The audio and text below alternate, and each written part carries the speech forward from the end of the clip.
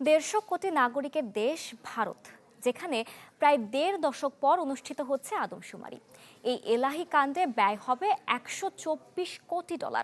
প্রায় 1 বছর ধরে 140 কোটি নাগরিকের তথ্য সংগ্রহ করবেন 30 লাখেরও বেশি সরকারি কর্মী। একই সাথে প্রায় 1 শতাব্দী পর হচ্ছে জাতি গণনাও। যদিও এই শুমারি নিয়ে শেষ নেই বিতর্কের, বিজেপি সরকারের বিতর্কিত কিছু নিয়মে সংখ্যালঘুদের অধিকার ক্ষুণ্ণ হতে পারে বলে শঙ্কা বিশ্লেষকদের। 150 কোটি মানুষ গুনতে মাঠে নামছে ভারত।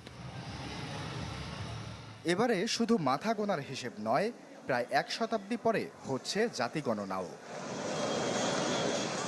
বিশ্বের সবচেয়ে বড় এই আদমশুমারিতে ব্যয় হবে $124 কোটি। প্রায় 1 বছর ধরে 140 কোটি নাগরিকের তথ্য সংগ্রহ করবেন 30 লাখের বেশি সরকারি কর্মী। সর্বশেষ আদমশুমারি হয়েছিল 2011 সালে। 2021 সালে নির্ধারিত শুমারি করোনা মহামারীর কারণে পিছিয়ে যাওয়ায় দেশটির জনসংখ্যার তথ্য 1 দশকের বেশি সময় ধরে হালনাগাদ হয়নি। এবারের শুমারি দুটি পর্যায়ে সম্পন্ন হবে। প্রথম পর্যায়ে সেপ্টেম্বর পর্যন্ত ঘরবাড়ি ও আবাসন সংক্রান্ত তথ্য সংগ্রহ করা হবে।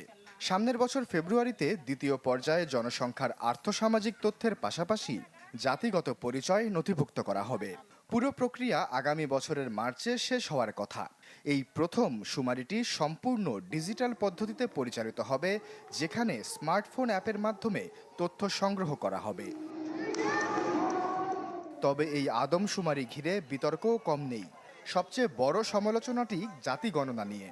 1931 সালের পর ভারতে কোনো ব্যাপক জাতিশুমারি হয়নি।